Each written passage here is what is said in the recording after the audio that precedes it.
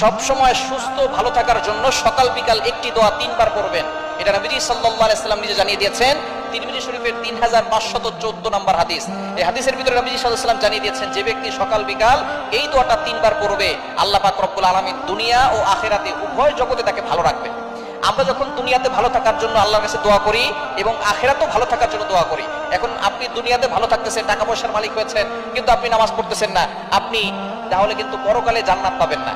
তাহলে দুনিয়াতেও ভালো থাকবে যারা এবং আখিরাতেও ভালো থাকতে চায় যারা, তারা এই দোয়াটার আমল করবেন। আপনি ফজরের নামাজের পরে পড়বেন 3 বার, মাগরিবের পরে পড়বেন 3 বার। অবশ্যই নামাজ পড়বেন, নামাজ ছাড়া কোনো আমলে কাজ হবে না। ফজরের নামাজ যারা পড়ে না তাদের জীবনে কোনোদিন বরকত হয় না।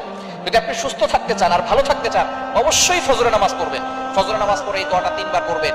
দোয়াটি হচ্ছে আল্লাহুম্মা ইন্নী আসআলুকাল আফিয়াতা ফিদ দুনিয়া ওয়াল আখিরাহ।